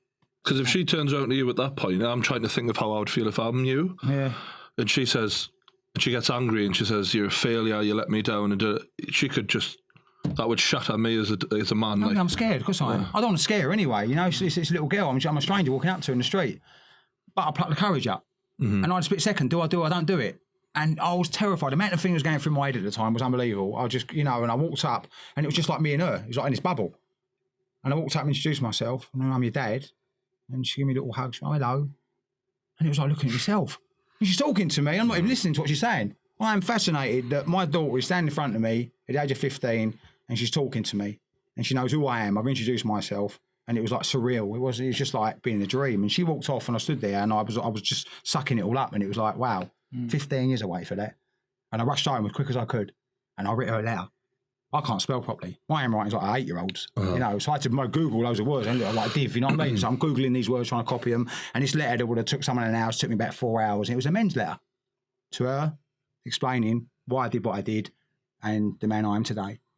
And in the bottom of it, I put, right, I'm really sorry what I did to you and your mum. You should forgive me, blah, blah, blah, blah, blah. I'm off the drugs now. I'm not in gang anymore. and I would love to see you again. And at the bottom of the letter, remember I put a little PS, I put love, Dad. I got brave, put a little kiss, and I put text me or write me a letter, and we're going to do something. So I put my address and my phone number on the letter, and I posted it. I got the address from Mum's, I posted it. So now 2-3 days later, I'm impatient. I'm an addict, and I'm like, postman's come in, there's no letter. I'm checking my phone every day for a text. A week's gone by, nothing. I sent a friend request on Facebook, no reply. Fortnight went by, and after 2 weeks, I thought, you know what, she's had the letter by now, and she's probably read it, and you know, and she decided she didn't want to see me. And to be honest with you, you know, I'm at this point, you know, I'm gutted because it had lifted my spirit seeing her.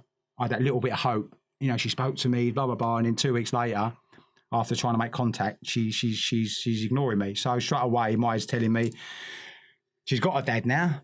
How long ago was this? This would have been 5 years ago. Yeah. Yeah. So at this point, now I'm thinking she's got a dad.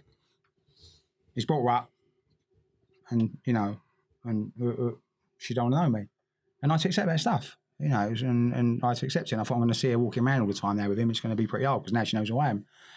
Anyway, that was day 14. Yeah. Day 15, after the letter sent, I got a telephone call from her mum, and she phoned me up. She went, "You all right?" I said, "What's wrong?" She went, "No, nothing's wrong." She goes, "You know, we've been away for 2 weeks in Greece on holiday." And she went, "Ria's read your letter this morning." I went, "Yeah." And she said, would you want to take her out next week? Something to eat. Anyway, 10 days later, I met her and took her for a cheeky Nando's. And then ever since that day, she's in my life now. Yeah.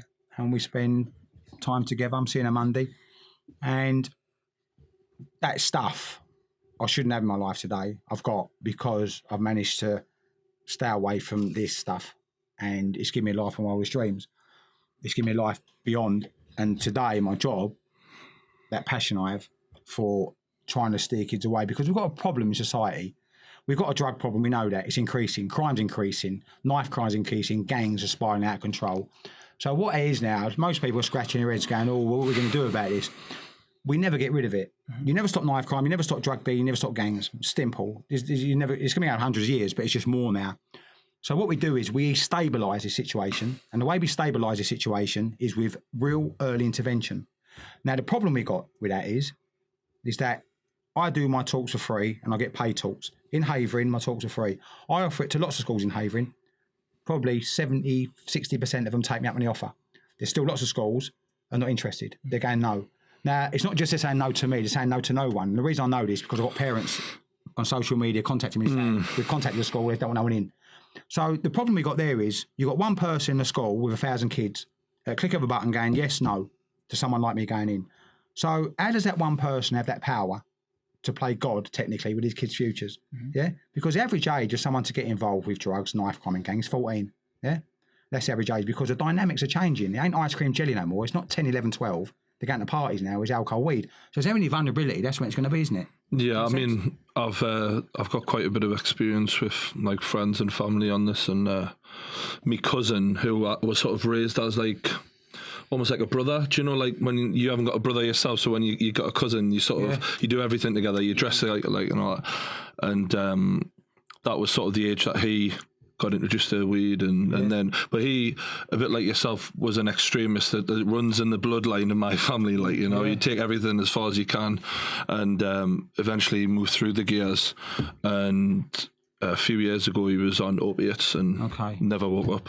Yeah, died. Just it's fucking awful. But like, you need to break that chain early enough, I think, and I think the message that you're giving people is really good of you.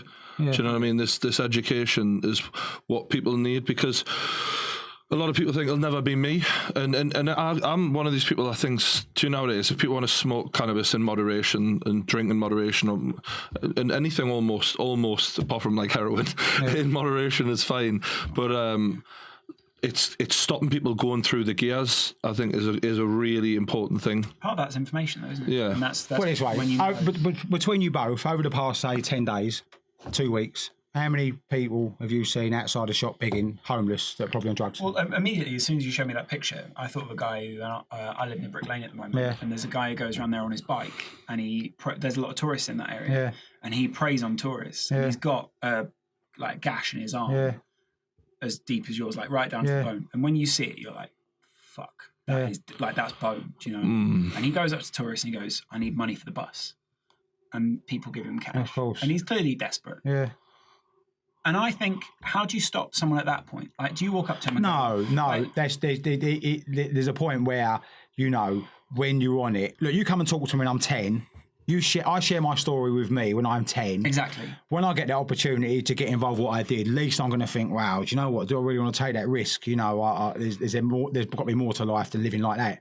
You come and talk to me when I'm 14, when I'm a fully fledged, involved with drugs, and I've got a knife in my pocket and I'm a gang member, you wouldn't even have got me into a room to listen. You think you know it all? You would never have got me into a room to listen to someone talk. It makes sense.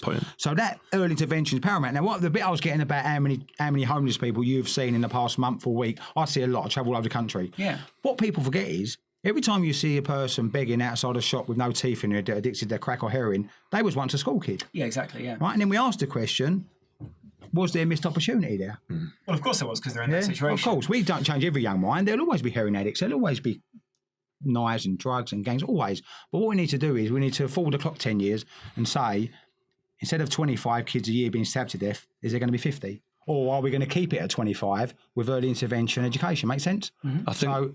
Stabilisation is better than increase, isn't it? And I think one thing that you said is curiosity drove a lot of your drug use in terms of moving through the drugs. And I think if we can educate people, it will remove that curiosity. And I think we need, because if you tell people, all right, this is this drug, this is what it does to you, and this is how it looks, and this is and tell everyone, and I know there'll be fear in doing that, because you're like, will this encourage them?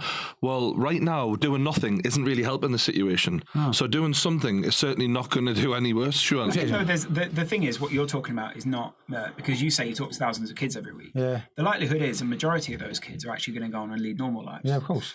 But what you're trying to get and target is those small percentage of people that could go down your route. Because, you know, as a kid, it never occurred to me that I would smoke weed. Never occurred to me I'd do any of that. Do you know what I mean?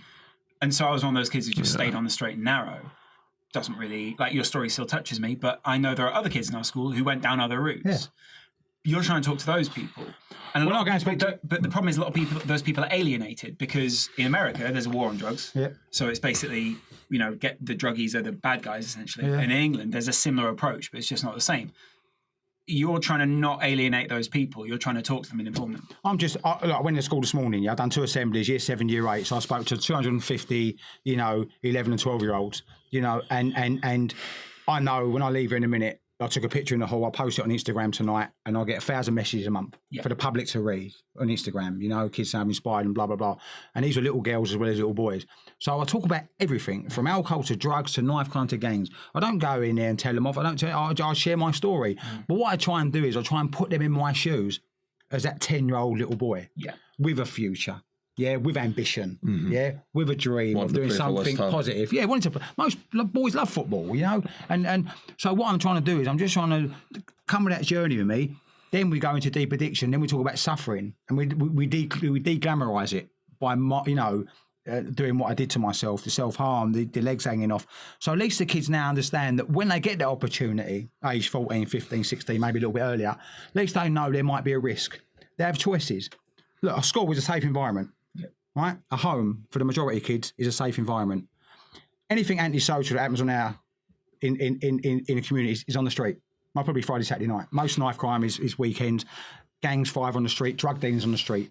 So if there's going to be any vulnerability, it's going to be when they're outside the school or out of the home. Make sense? Yep. So that's when, at that point, I try and give them that information about what's really going on the streets. Yep. And let them unfold and see situations that might make peer pressure is quite a bad thing as well, isn't it? That's one thing that I remember the first time I was offered things, young, and it's like, well, everyone's doing it. Do you know what I mean? What were you offered? 11, 12, 13 cannabis, basically, and that's not heroin. That's how it starts. Is obviously what you're saying, and the fact that everyone's doing it. It does really put a lot of pressure on kids, doesn't it? Look, we don't know. Look, you can go and get 1,000 people tomorrow start smoking weed, yeah, right? And at that 1,000, in 5, 6, 7 years' time, you might have 1, 2, 3, 4, 5 or 6 that escalate into heroin. Now, I know for a fact, very unlikely that is anyone's first drug of choice. Yeah. Very unlikely. Someone will go and take heroin for their first ever drug of choice. every heroin addict I know did start smoking weed, yeah? Now, we're not saying everyone who smokes weed becomes a heroin addict, but there are some. So when I go into a school and speak to 1,000 kids, it's trying to find them some. Make sense?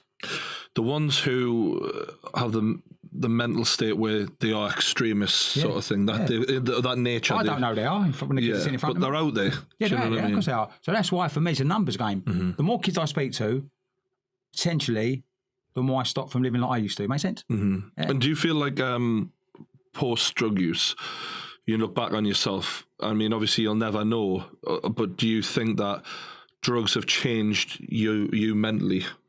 I think today, at the age of 48, I'm in great, even when my legs are still poor, I'm in great physical condition, I'm in great mental condition, spiritually, emotionally, I'm a well-balanced guy. Do you live alone now? I've got a nice little flat in Brentwood. I keep myself to myself. I pay me taxes, I pay me bills. I'm a productive member of society. I'm a busy guy, I'm booked. I'm working with kids every day all over the country. So, I'm in the business of giving kids brighter futures or choices, but I'm also trying to, I won't ever speak completely successful, wake up the adults. Look, if I'm responsible for a group of young people, whether it be a football club, a youth club, a cricket club or a school, and I'm responsible, in charge, and I go years and months without giving these kids education around this stuff, then what I'm doing is I'm failing them and I'm not doing our job properly, because what I'm doing is I'm leaving these kids vulnerable. The whole point of school is to create what? A productive member society. Go off, pay bills, live happy ever after, yeah? That's the whole point of schooling, isn't it? But in theory, mate, in theory. Give someone that option to do. Of course, that's the whole point, isn't it? It's not to grow up. And, the last thing I want to do is go to a school and see a group of kids, that are 15, 12, 13, and a decade later, me walk past Sainsbury's and they're outside begging. Yeah. Yeah, because what teachers forget is, all these people in this education that are meant to be passionate about the kids, they forget when they walk past a shop and see someone outside there begging, that was once a school kid. I feel like they negate responsibility of the children that are coming through the system. So they take it as like, oh, well, we're going to put this service on for you, and if you make the most out of it, then that's great, but if you don't, then that's not our problem. And I think they need to take a closer look at what we're teaching kids. And I think teaching them about the dangers of life is a really important thing to do, and the fact that you'll offer to come and that people will say no blows my fucking mind. Listen, blows me mind. And you look and you think, my God, that person that refuses to have the kids in there educated about drugs are probably more dangerous than drug dealers. But I'll tell you what that is. The drug dealer, basically, and it's none of my business what they do, don't really give a shit. Sure. Yeah? The adult that works with the kids are meant to. Yeah. So when they say no and refuse point blank to let anyone speak to them, why? What reasons do you get? Or do you just get straight no's? Or? We haven't got a problem in our school, right? The problem's not in your school, it's in society. And I'm like, well, come on, you've got a degree in education. Wake the fuck up. Yeah. Wake up. Do your job properly. You're failing in your job. And it's like, come on. It's just like... That literally... could save a life. No, that assembly, that one assembly, I've got no doubt that you've saved someone's life by planting a seed in that brain that potentially 5 to 10 years, you've deterred at least one, at minimum one person. If I've done one, that's enough. Exactly. I know through social media, through Instagram, I'll post a picture later. I bet it's a lot more than that. Yeah, but what I'm trying to say is that it's not just about drugs. This is everything, anything antisocial. Alcohol. And when I go to prisons and speak to these young boys in jails that are serving how do you find 18 them? years. What's it like? They're good as gold. They're kids. And every single boy I go and speak to in a prison, I speak to many hundreds, and they represent hundreds of schools, and they're 15 to 18, so they've not left long school. Some are still school kids. And I say to them, what are you in for? I say, I've stabbed someone. I've got 15 years. Yeah, I got caught with, a load of drugs. I've got 10 years. And I just ask them that simple question, like I go on about all the time. Anyone ever come to your school and give you a workshop? Never, not once. And I'm promising you now that not all, but the majority of adults who work with kids can't be bothered to do it. They just can't bother. It's a tick box exercise. Ofsted, tick box, bum on seat. Yeah. A lot of those people are also just teachers who have become very sort of ground down by the system that they work in, and they're not negligent in the way that they don't care about the kids. Obviously, no, they get said no to so many times a day, or they've got a headmaster who's a complete arsehole. Yeah. My dad's a teacher, and he won't mind me saying the 2 previous headmasters at some of the schools that I was at.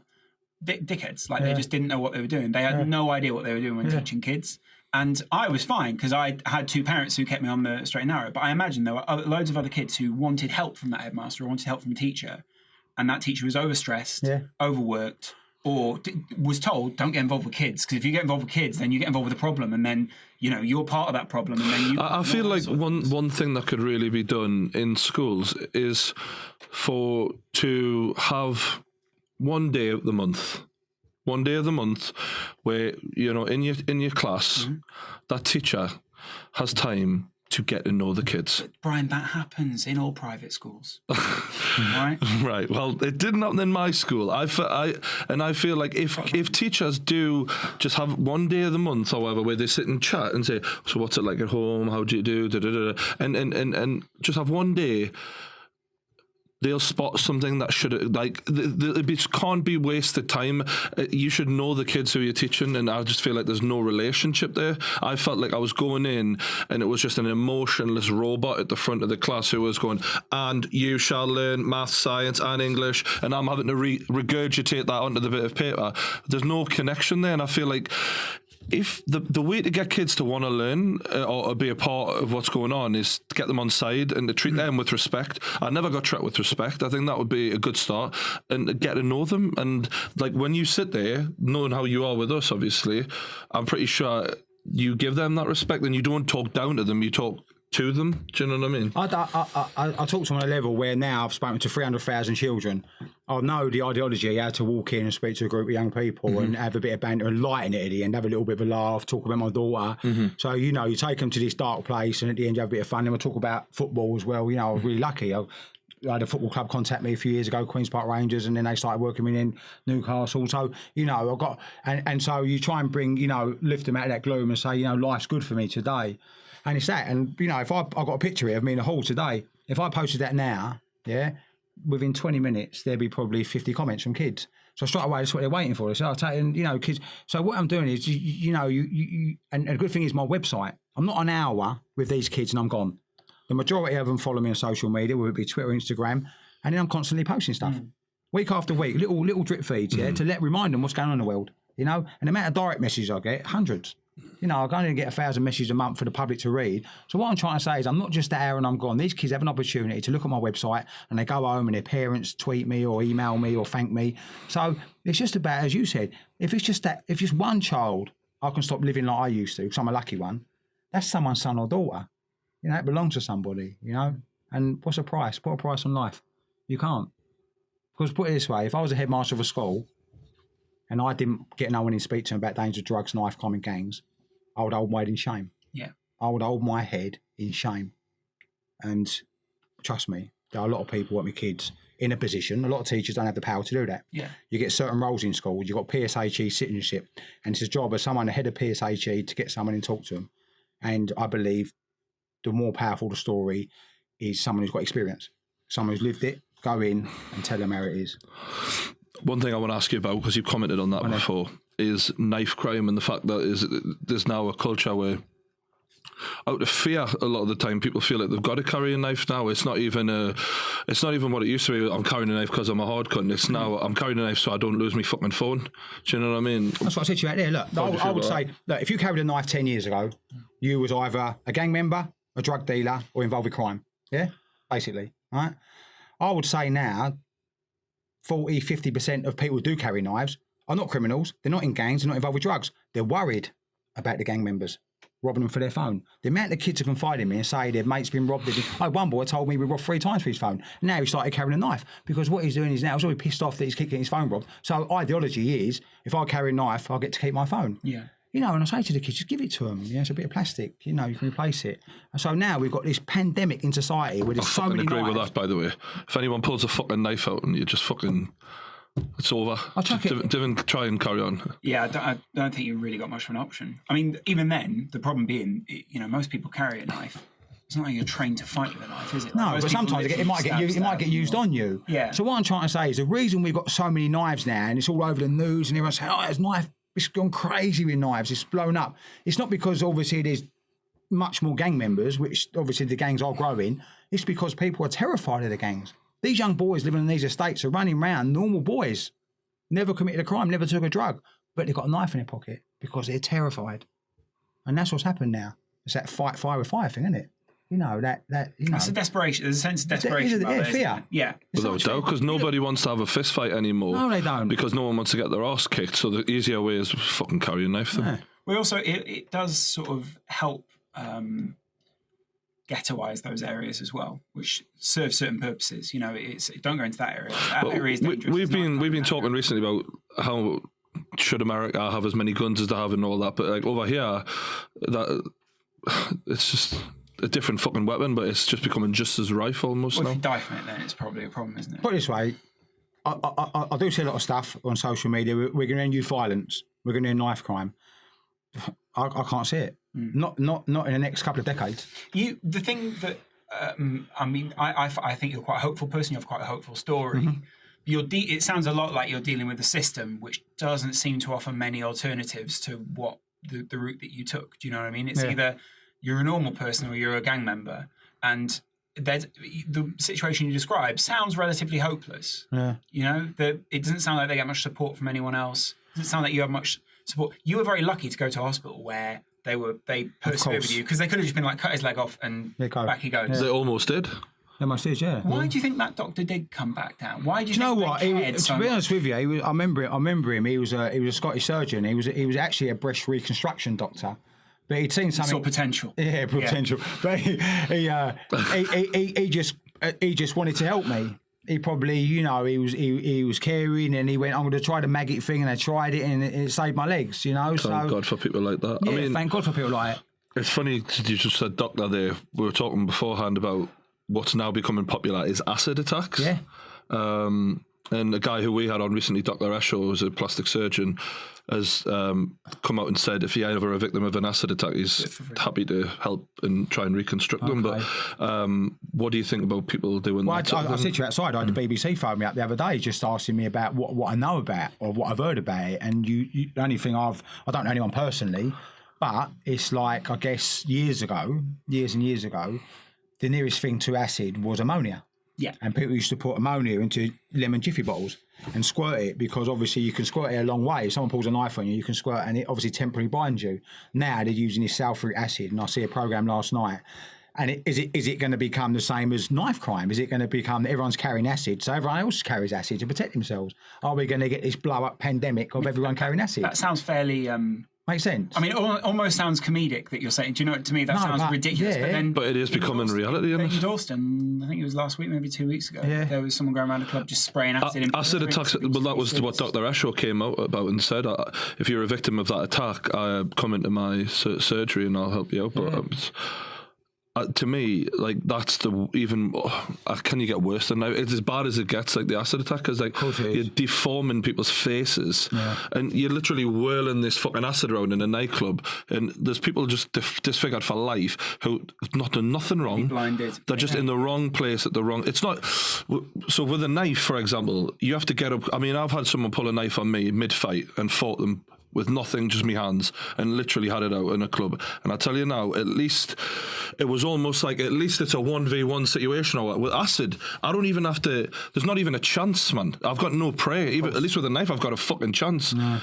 Acid, what am I going to do? Like that, there's my arms fucked, gone. Do you know what I mean? Do you worry a little bit that the media, so when you're asked by the media to contribute something, what's your approach towards that? Because actually there's a lot of people who have begun to take the approach that actually the media don't help the situation. And while they help sort of tell a story, a lot of the time it either glamorizes it or it sort of gives people something to look at and be like, wow, well, I could do that. Or they use what happened against a certain group to further their own agenda. Yeah, do you know what I mean? And that's what I sort of worry about, because there's not many media organisations I think are very responsible about their reporting about drugs, about gang, about any of this sort of thing. But what you got to remember is that when the media reports something, they're only getting second-hand knowledge, aren't exactly, they? Yeah. Yeah, they're only getting a story from someone who knows someone.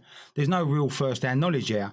I mean, don't get me wrong, you know, because I spent £1 million on drugs and I committed so much crime and I used for 23 years, you know, and the stabbings and the gang stuff. So, you know, there's no qualification for what I did. If there was, I probably got a degree in it, you know, with what's going on in the world. I know. PhD. A PhD, thank you. But what I'm trying to say is I know what goes on in the world.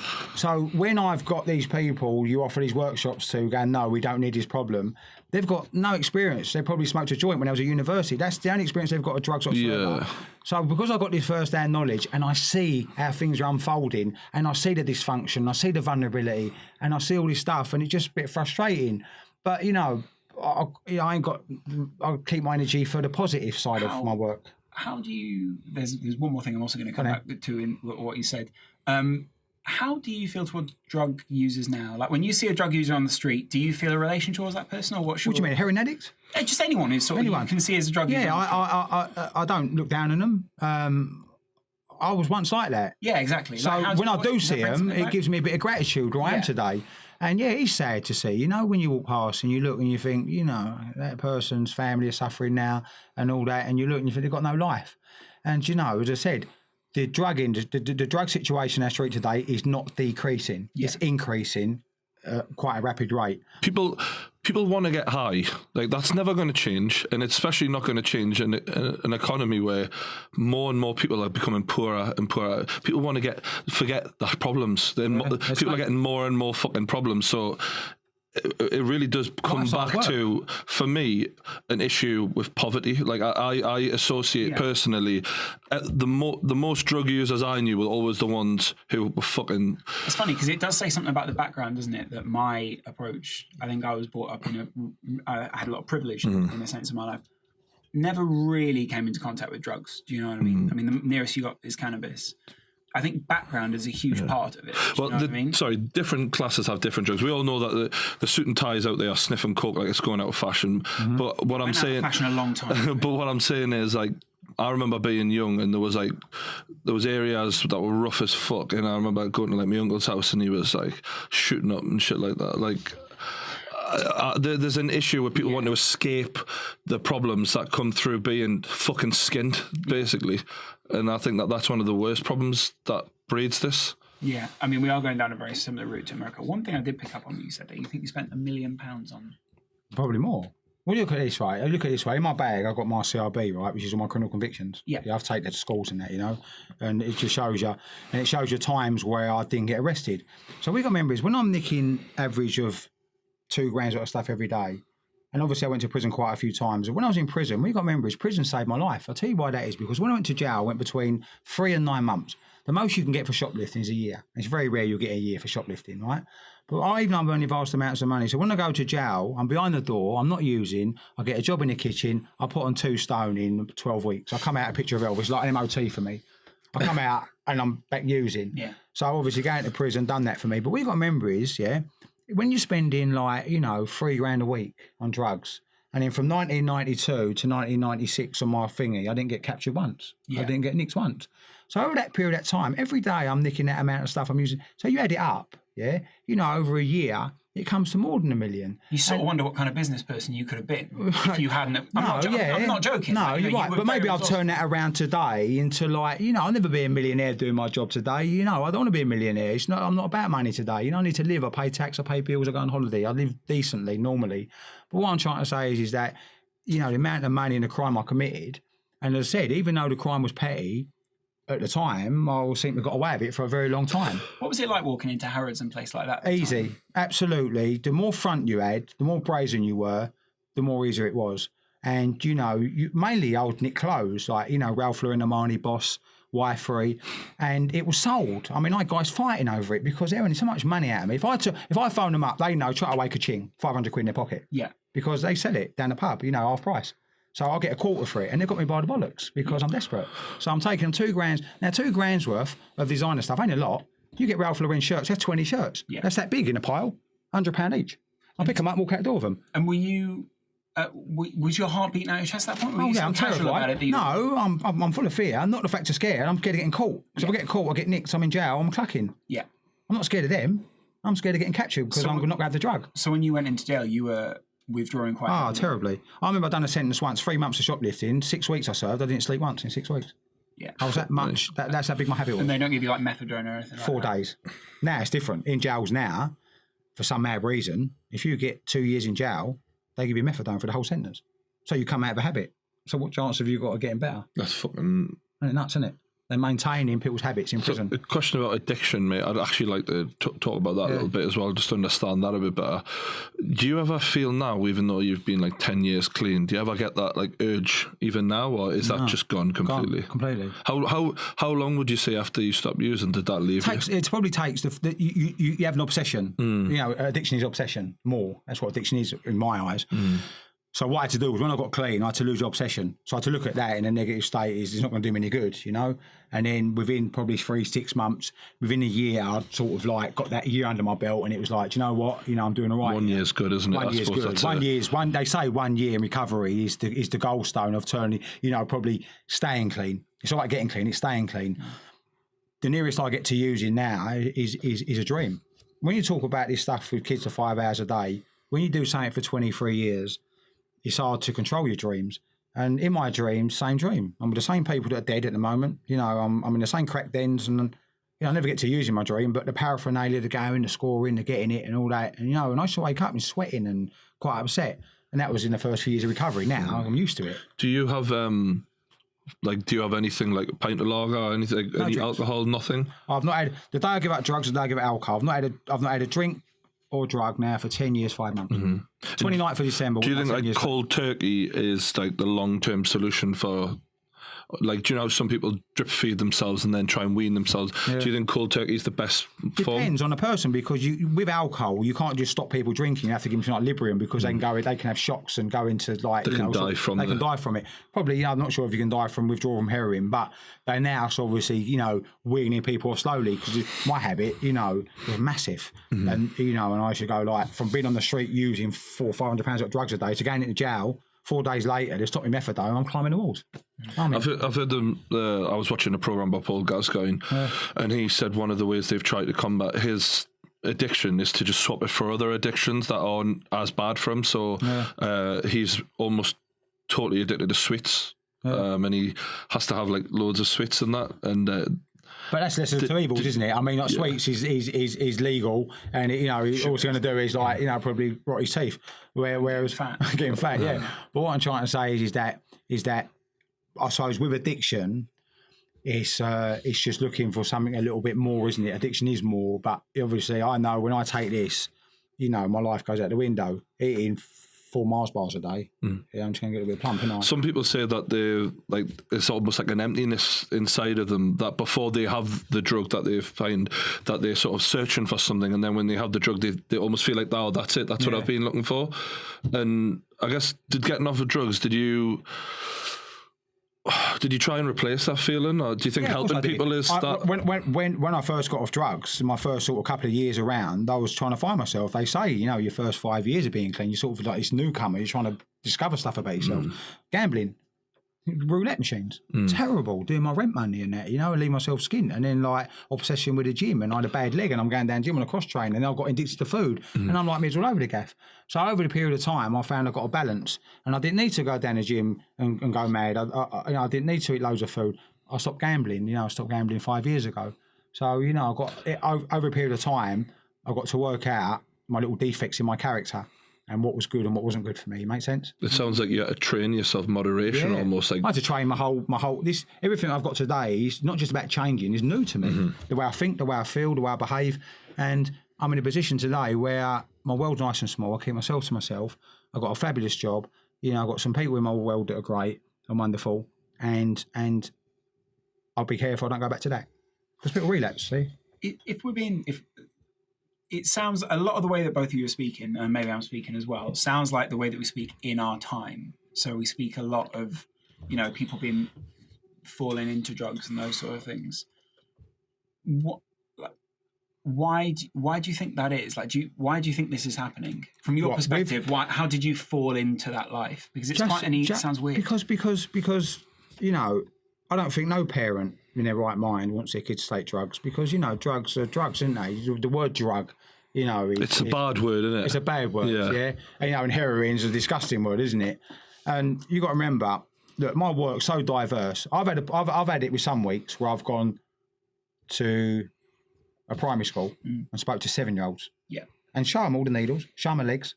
Yeah. I walk it down a little bit, and people think 7. I say, yeah, because it might be the only opportunity I ever get. Yeah. Then the following day, I might be at a football club talking to some footballers. Then the following day, I'll be in a jail. The last day of the week, I'll be in a treatment centre, a rehab, speaking to 70-year-old addicts and alcoholics, pensioners that have had a lifelong battle with addiction and alcohol.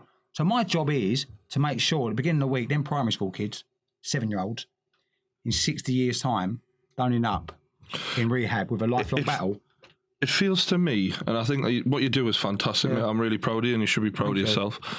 It feels to me like how this happens, how we get from A to B is almost like you're either in the pub and you're having a pint and you've got some problems in your life. And I think problems is where it usually seems to stem from, is whatever stresses that you're wound up about. Maybe someone's not well, you've got a relative who isn't well, or maybe you're just depressed within yourself or whatever's going on, but you're trying to escape from that. And you have a little something to start off with. Maybe it might be a few beers or a few spliffs or whatever. And you're like, oh, well, because I've had a few of them, I'm sort of thinking less about that problem. And a lot of the time it's like, well, if I have a few more, I feel even less about it, and then more and more. And that seems to be where it all sorts of goes wrong for a lot of people. But if you're talking about the source of the issue, that's not necessarily the issue in all the countries in the world. Maybe because they don't have ready access to drugs and those sort of things. That does sound like not uniquely English idea of drugs, but Western, I suppose. Yeah. Could you break that down even further and say, it's that mindset which leads us towards going to the pub, which leads us towards all those. The search of happiness is one of those things where we're sort of lied to at a young age that you're always supposed to be happy. And I feel like if you just say to people, it's all right not to be happy all the time, you can be, sadness is going to happen throughout your life. And like this Disney sort of dream that everyone sold as a young child, even before you get to speak to them, it's bollocks. Do you know what I mean? Like, I think you have to be prepared a little bit better, even from such a young age, that life is going to have its valleys, and it's going to happen, and it's how you deal with them. That instead of turning to stuff to take your mind off it, to face it head on. And I've been in some really fucking low times, mate. I fucking swear to God. Like, I've had some conversations with myself, do you know what I mean, where you thought, what the fuck is the point? Like, I've been that low. And you've got to have those conversations and go through it and fucking face it, and not always look for, this makes us feel better, I'll do this or that. Do you know what I'm saying? And not everyone is like that, and not every drug addict starts from that, but a lot of them do. No, exactly. I think it's like what you said there, right? You said about talking. I mean, mental health now is a major problem. Depression, which is linked to mental health, is a major problem. And you said no one's talking. All these people want to just go and lock themselves away, isolate themselves, and no one wants to engage anymore. And, we're people on their phones. Men are the worst for it, I feel. Probably. I feel like us men, women have to be a bit... They're just naturally a bit more chatty with each other. Do you know, like, I'm not saying women don't bottle things up, because they do, but men, to talk about your feelings with another bloke, tough. It's a bit of an unusual thing. You're like, especially when you're blokey blokes, it's like, I'm feeling a bit vulnerable today. I'm feeling a bit insecure. Who's going to say that? Because what I've worked out is, over the past few years, I've done a lot of stuff about the ego, and that pride in that ego, right? Our ego wants to run the show, wants to be the best at everything, and don't want to be vulnerable. Because when you start opening up to someone, straight away you become vulnerable, don't you? Yeah, and that's. But that's what friends are supposed to be there for. But sometimes you don't want to lose face. Isn't it? Yeah. Talking about his vulnerability and being insecure and all that, it's like, oh, my man, I shouldn't be talking about that. When really, it's okay to talk about anything, because I've worked out over the past 10 years of me being well and getting better, is I've gone to certain groups in this program I work, and I've started to talk about how I feel. And it's okay to do that, because, the whole point of being a human is we're full of emotion, aren't we? We run on emotion. Yeah. So being able to talk to someone and get off your chest and have and I mean, I think it's extremely important. I think everyone enough of it, are we? Everyone should have someone in their lives, just at least one person who they can go to and say, be emotionally honest with. Aye, and cut the bullshit. Yeah. Do you know what I mean? Stop pretending like you're this person who you tell everyone else you are, because there's who you are to everyone, and then there's who that you really are, and you need at least one person who you don't have to fear that judgment of, and you can just be like, this is how I fucking feel. Yeah. And this is me. But the problem is, people ain't doing that. No. People are terrified to get vulnerable today, and they want to just society's become quite antisocial, isn't it? It's quite funny because we're so connected social media wise, but we're probably That's a text, isn't it? we're just as disconnected as we've ever been emotionally, I would imagine. I remember when I was a kid, in the streets, when I was, in 69, 70s, you had a street and everyone had each other's door keys and doors were left open or on a bit of string. Today, there's metal gates on people's doors. Yeah. They've not just got a front door, they've got a metal grille on the front of it because they're terrified. And society's become quite a violent place. Bus drivers now encased in perspex. You go into petrol garages now, like banks, and it's like you've got traffic orders with knife-proof vests on. So what I'm trying to say is that, anything antisocial, knife crime, drugs, gangs, anything, violence for alcohol is on the increase. Yeah. So we try and forward the clock and think in 10 years' time, is it going to be 50 to 100 kids being stabbed to death a year? Or someone somewhere with a bit of authority are going to wake up and make it law, compulsory. If you work with children from a certain age and you don't give them knife crime education, then you're not allowed to work with children. It's a law. And then what we do is by doing that, we stabilise or decrease a little bit the situation instead of it. Look, stabilisation or decrease is far better than increase, isn't it? It's definitely a start. Let's put that way. It's a start, yeah. Yeah. I'll put it this way. Over the past 10 years, if every adult would work with every kid would give them knife crime education, we'd have less stabbings today. Fact. Yeah. Fact. But because that's not happened, we've got this explosion of knives on our street. And with drugs and drug dealing and gangs and, yeah. It's about having more people who are trying to make things better instead of doing nothing. Or the people that won't allow us, someone like me or anyone else who does my sort of work, to go and talk to the kids. I do think there's something that's probably really important to say for a lot of people as well, is that there's not one blanket rule for everyone. Definitely not. And I think that is a huge problem, and you've spoken about that in education as well. It does seem like it's like one system and that just seems to fit everyone. Yeah. And so we can sit here and talk about our own solutions. Yeah. And I do think you offer a great solution. But at the same time, everyone's got to go down their own path and they've all got to find their own way. Of course, you just hope that you sort of give them the best way. Of course. There's going to be people who you could talk to them till they were blue in the face. 100%. And there's just nothing you can do. If I go and speak to 500-600 kids in the one assembly, 2 assemblies, and I stop one of them messaging me tonight, I'll put that picture on later and they say you've inspired me, that's one more than what it was yesterday. Yeah. You got me? So for me, it's a numbers game. When I don't pluck these numbers out there saying 50,000, I could quite easily speak to 100,000. That's 100 days jobs, 1,000 kids a day. It's not a problem. Because the more we educate, then the more young minds we change, for the better. Yeah. We never stop knife crime. We never stop gangs. We never stop violence for alcohol. We never stop crime, ever. Anyone says they're going to stop it, they've got to suck up their bottom. But we can reduce it or stabilise it. And that's all we can do. That's all we can do. We can't do any more than what we do. That's all we can do. And as I said, in my eyes, some of the most dangerous people in our communities are not criminals, they're not drug dealers, not gang members. They're adults that won't allow anyone to speak to their kids in their care about what's going on in the world. Yeah. They are dangerous individuals in my eyes. Any questions, Lawrence? Anything else? Where can people go find you if they want to? Oh, yeah. Well, www.paulhannaford.com. I've got a website. Don't be eating when you go on there because it might put you off your food. I found that out this morning. The maggots and the blood. And Paul Hannaford, Instagram, Twitter, where all my feedback comes. Yeah. I do loads on social media, and I'll leave here this afternoon. I'll post a picture in a minute, and I'll be up till 10 o'clock, and the kids will be driving mad tonight.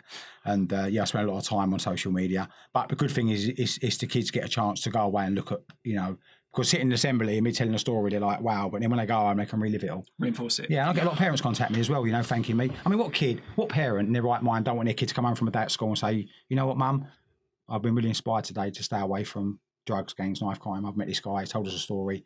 Because the kids, what they do is, when they look at my injuries, anyone can go and do a talk, but when they actually see the horrific injuries, the blood, the guts. Yeah. Sometimes you just need that extra bit of graphic sort of visualisation. It's that wow. And they've still got my injuries 10 years later and they're thinking, wow, he started smoking a bit of weed when he was like 13. This is what happened. This is what happened to me. Could it happen to me? Yeah. But yeah, I've got no magic wand. A few wise words. If I had a magic wand, I'd probably go around the motorbike tapping every kid with it. You're going to be this, you're going to be that, But as I said, I've got no magic wand and I'm grateful. It's nice coming here today. There might be someone watching this that works with kids and they might phone me tomorrow, and if they do and I get to speak to the kids, you play a part in it. Yeah. Fingers crossed, mate. It's been a pleasure meeting you. Really appreciate it, Paul. Thank you. Thanks a lot. That's all right, Paul. Make sure you go and check them out. I'll put the links in the description below. If you've enjoyed this, hit that like button, stay subscribed, and we'll see you later. Thank you.